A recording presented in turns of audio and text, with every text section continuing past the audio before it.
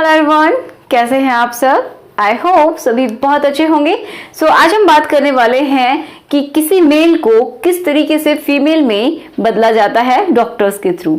Okay, मतलब जिसकी body by birth mail की है बट वो सोचता किस तरीके से है, जो एक फीमेल होती है उस तरीके से सोचता है, उस तरीके का उसका नेचर होता है एंड अंदर से वो महसूस करता है कि वो एक फीमेल है।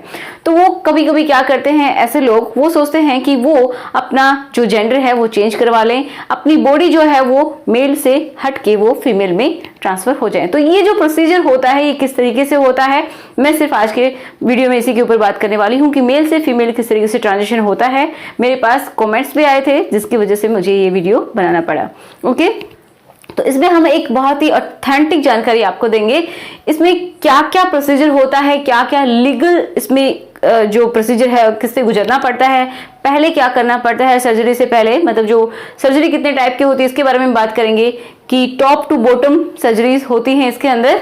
तो इसमें कौन कौन सी सर्जरी आती है एंड उसके क्या क्या साइड इफेक्ट हैं और क्या उसका फायदा होता है इसके बारे में बात करेंगे। कॉस्ट क्या होता है वो भी हम जानेंगे एंड इतना जानेंगे कि ये जो सर्जरी है, जो बॉटम सर्जरी करवाई जाती है, मतलब जो जेंडर जो चेंज होता है मेल टू फीमेल, उसको किस तरीके से किया जाता है, मतलब कौन कौन से ऑर्गन को किस में बदला जाता है। राइट, इन सबको हम बहुत ही डिटेल में जानेंगे, सबको समझ में आने वाला है, बहुत ही सिंपल तरीके से मैं आप सबको बताऊंगी। ठीक है, तो चलिए शुरुआत करते हैं आज के वीडियो की। My name is Ekta and आपका हम सबका YouTube channel study with me. तो अब हम बात करते हैं कि लीगल फॉर्मेलिटीज कौन कौन सी होती हैं। तो लीगल फॉर्मेलिटीज में हम बात करेंगे सबसे पहले कि मेंटल हेल्थ पर्सनल से सर्टिफिकेट लेना बहुत जरूरी है कि मेंटल हेल्थ जो पर्सनल होते हैं, मतलब जो साइकेट्रिक होते हैं, तो उनसे काउंसलिंग करवाई जाती है कम से कम भी साल में 2 बार या फिर 2 साल में मतलब 4 बार, इस तरीके से काउंसलिंग करवाई जाती है। और वो जो डॉक्टर जब ये कंफर्म कर देता है कि हाँ इनको क्या है, जेंडर डिस्फोरिया है। और तो देखिए जेंडर डिस्फोरिया का मतलब क्या होता है। तो जेंडर डिस्फोरिया का मतलब होता है कि जो पर्सन है, जिस बॉडी से वो पैदा हुआ है, मतलब जिस जेंडर को लेके वो बोर्न हुआ है उससे वो सेटिस्फाइड नहीं है, या फिर हम बोल सकते हैं उससे वो उसको लेके वो कंफर्टेबल नहीं है और वो दूसरे जेंडर में जाना चाहता है। एक तरीके से अगर मेल है तो वो फीमेल बनना चाहता है। राइट, इसी को हम बोलते हैं जेंडर डिस्फोरिया। तो जिस जेंडर के थ्रू वो पैदा हुआ है उसमें वो कंफर्टेबल बिल्कुल भी नहीं है, वो दूसरे जेंडर में इंटरेस्ट रखता है। राइट, तो इसको बोलते हैं जेंडर डिस्फोरिया। तो इस तरीके का जो सर्टिफिकेट है वो एक अच्छा सा जो मेंटल हेल्थ पर्सनल है वही दे सकता है, वो सर्टिफाइड होना चाहिए। ओके, तो पहली तो यही एक लीगल फॉर्मेलिटी होती है और उसको मतलब काउंसलिंग के लिए 2 बार या फिर 4 बार जाना होता है साल में, इस तरीके से काउंसलिंग होती है। फिर उसके बाद क्या करना होता है कि उनको हार्मोनल ट्रीटमेंट्स दिए जाते हैं, मतलब अगर कोई मेल है तो उसको फीमेल के जो हार्मोन्स हैं वो दिए जाएंगे, उनके डोजेस दिए जाएंगे। तो फीमेल जैसे एस्ट्रोजन हार्मोन होता है तो उसका डोज उसको दिया जाता है ताकि उसकी जो बॉडी में जो चेंजेस हैं वो फीमेल की तरीके से होने लगे। ठीक है, आवाज में भी चेंजेस आने लगेंगे, तो मतलब इस तरीके से उसकी बॉडी में चेंजेस आने लगेंगे।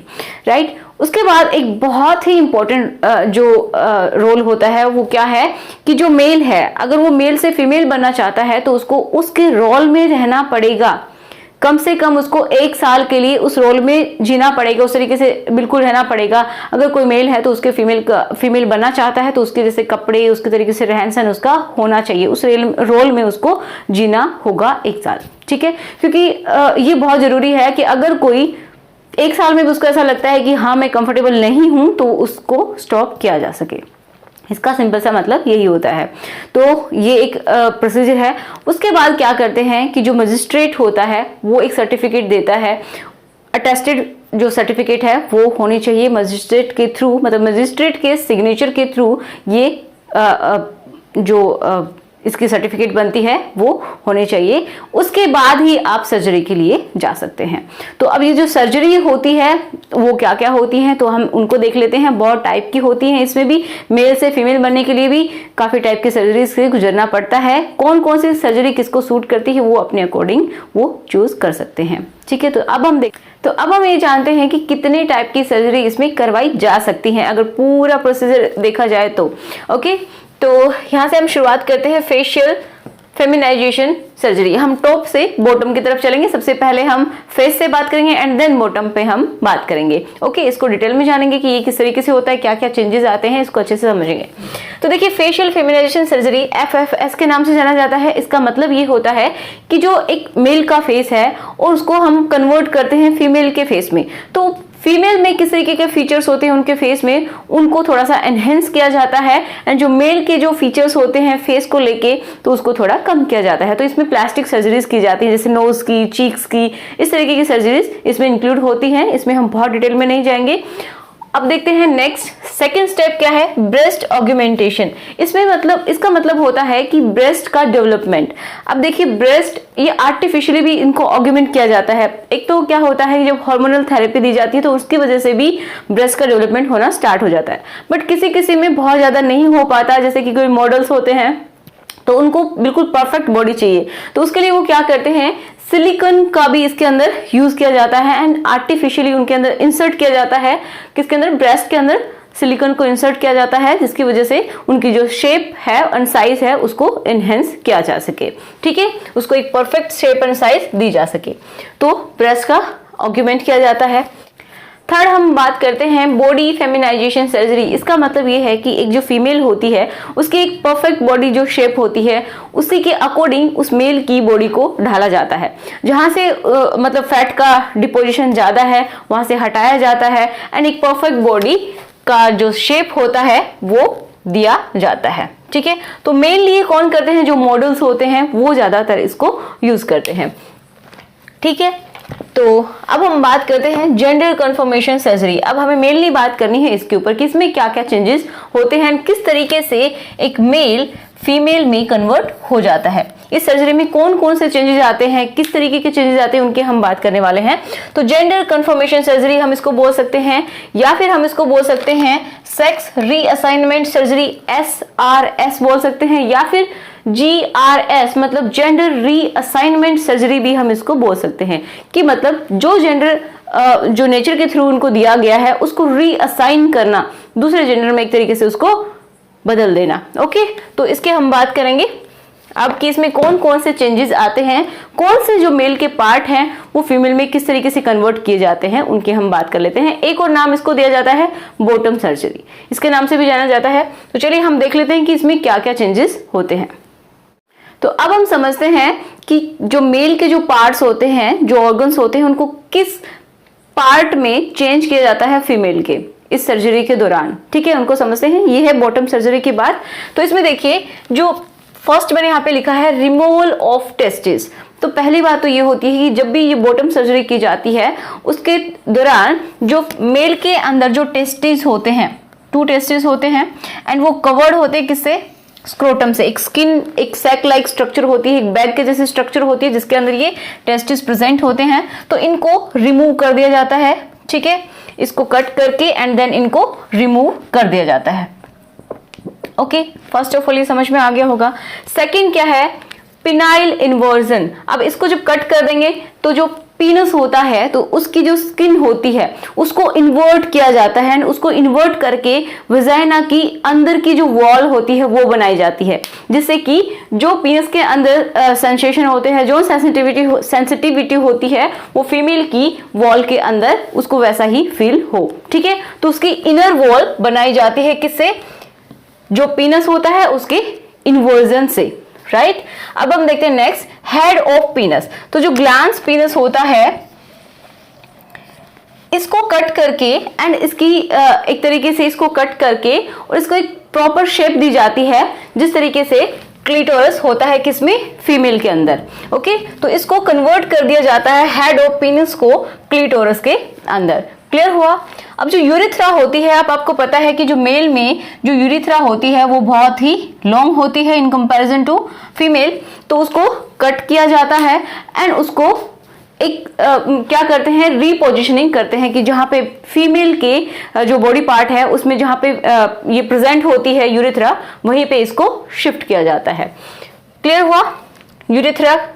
एंड उसके बाद है स्क्रोटम। अब ये जो पाउच लाइक स्ट्रक्चर बचा है इसका क्या काम होता है, तो इसका काम होता है कि labia majora and labia minora इसी से बनाए जाते हैं फीमेल के अंदर। ये जो स्क्रोटम की जो वॉल जो बच गई, ठीक है, ये जो स्किन बची है बैग लाइक स्ट्रक्चर की, इसकी हेल्प से फीमेल के अंदर क्या बनाया जाता है, labia majora and labia minora.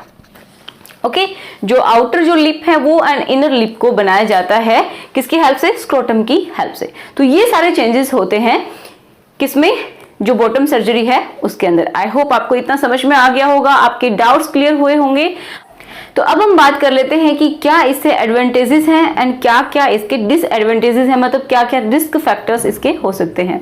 तो देखिए, एडवांटेजेस की अगर हम बात करते हैं तो सीधी सी बात यही है कि जो मेल अपनी बॉडी में खुश नहीं है, मतलब अपने जो सेक्स ऑर्गन है उनसे वो खुश नहीं है, वो चाहता है कि वो फीमेल में कन्वर्ट हो जाए, उसकी बॉडी फीमेल की जैसी हो जाए, मतलब एक बॉडी और अंदर का जो हमारी जो फीलिंग्स होती हैं उनको लेके, तो उसमें उनको बहुत बड़ा कंफ्यूजन होता है कि बॉडी उनकी मेल की है बट उनके अंदर जो हम बोल सकते हैं एक आत्मा है वो फीमेल की होती है, वो पूरी तरीके से फीमेल बनना चाहते हैं बट जो बॉडी है वो उनकी डिफरेंट होती है।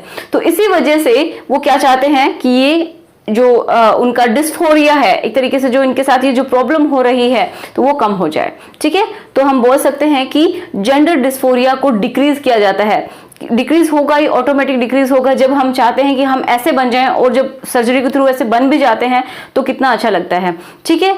तो पहली बात तो ये हो गई। दूसरा क्या है कि अगर हाँ, एक मेंटल हेल्थ कि कोई भी अगर हम अपनी बॉडी से लेके खुश नहीं हैं तो ऑब्वियसली हमारे माइंड पे असर होता है, हमें ऑलवेज बुरा फील होता है, क्योंकि जिस तरीके से हम जी रहे हैं और हमें जीना है तो उनमें बहुत ज़्यादा डिफरेंस हो जाता है। तो इस वजह से क्या होता है कि उनकी जो मेंटल हेल्थ है उसके ऊपर भी बहुत इफेक्ट होता है। तो जब वो अपनी जिस तरीके से वो बनना चाहते हैं वो बन जाते हैं तो उसके बाद उनका जो मेंटल हेल्थ है वो भी इम्प्रूव होती है एंड ज़्यादा वो कंफर्टेबल फील करता है, अपनी लाइफ को एंजॉय करता है। अब हम बात करते हैं कि इसके रिस्क फैक्टर्स क्या होते हैं। तो कभी कभी कुछ केसेस में क्या होता है कि जो सर्जरी करवाते हैं वो पूरी तरीके से सक्सेसफुल नहीं हो पाती है, जैसे रिजल्ट्स चाहते हैं वैसे नहीं मिल पाते हैं। ओके, तो कुछ ऐसे केसेस होते हैं जिनमें मतलब पूरी तरीके से सेटिस्फैक्शन नहीं होता है इस सर्जरीज के थ्रू। सेकंड क्या है कि इस सर्जरी को रिवर्ट नहीं किया जा सकता, मतलब इसको दोबारा से अगर कोई रिवर्स करना चाहे कि मुझे मेल से फीमेल फीमेल से मेल बनना है तो ऐसा नहीं हो सकता है। थर्ड क्या है कि किसी किसी को जो एनेस्थेसिया होती है उससे रिएक्शन हो जाती है, तो ये भी एक बहुत बड़ी प्रॉब्लम होती है, ठीक है। किसी को इन्फेक्शन हो जाता है सर्जरी की वजह से, जिसकी वजह से भी बहुत ज़्यादा प्रॉब्लम क्रिएट हो जाती है। किसी को बहुत ज़्यादा ब्लीडिंग होती है तो ये भी एक बहुत ही बड़ी प्रॉब्लम है, ठीक है। तो ये कुछ इसके रिस्क फैक्टर्स होते हैं, लेकिन जिसकी सर्जरी सक्सेसफुल होती है उनकी लाइफ भी पूरी तरीके से चेंज हो जाती है। अब हम जानते हैं कि कौन कौन से डॉक्टर्स की इसमें ज़रूरत होती है। क्वालिफाइड डॉक्टर्स की ज़रूरत होती है, बहुत ही एक्सपीरियंस्ड होने चाहिए एंड जहाँ पे भी ये सर्जरी करवाई जाए तो वो एक बहुत अच्छा हॉस्पिटल होना चाहिए, क्योंकि इसके बाद लाइफ पूरी तरीके से चेंज हो जाती है और ये सर्जरी रिवर्ट नहीं होती, अगर हम चाहें तो भी दोबारा वैसा नहीं बन सकते, राइट। तो देखिए, इसमें हम फर्स्ट ऑफ ऑल बात करते हैं इसमें किसकी जरूरत होती है, प्लास्टिक सर्जन की, मतलब प्लास्टिक सर्जरी करने वाले डॉक्टर की जरूरत होती है। यूरोलॉजिस्ट की जरूरत होती है सेकंड वन, मतलब जो यूरिनरी ट्रैक से रिलेटेड जिनको पूरी जानकारी होती है उनकी भी यहाँ पे जरूरत होती है। थर्ड हम बात करते हैं वो होता है गायनेकोलॉजिस्ट, उसकी जरूरत होती है। एंड मोस्ट इम्पोर्टेंट जो मेंटल हेल्थ का जो ख्याल रखे जो डॉक्टर, उसकी जरूरत होती है। मतलब अब हम जानते हैं कि इसका कॉस्ट कितना होता है एंड इसमें कितना टाइम लगता है। अगर हम बॉटम सर्जरी की बात करते हैं ओनली, तो इसमें कितना टाइम लगता है, तो इसका टाइमिंग अराउंड होता है 4 to 5 आवर्स तक ये सर्जरी चलती है। आपको पता है बहुत लंबा टाइम होता है, तो इतने लंबे टाइम की सर्जरी होती है और हॉस्पिटल टू हॉस्पिटल वेरी कर सकती है। तो इसके एवरेज वैल्यू है मेल टू फीमेल बनने के लिए अराउंड 8 to 10 lakhs, राइट। ये काफ़ी बड़ा अमाउंट होता है, तो इतनी इसकी वैल्यू होती है, ठीक है। आई होप आपको आपके सारे डाउट्स क्लियर हुए होंगे। अगर फिर भी कोई डाउट है तो कमेंट बॉक्स में लिख दीजिए। अगर आप चाहते हैं कि फीमेल टू मेल कैसे ट्रांजिशन होता है तो उसके बारे में मैं आपको बताऊंगी। तो थैंक्स फॉर वॉचिंग।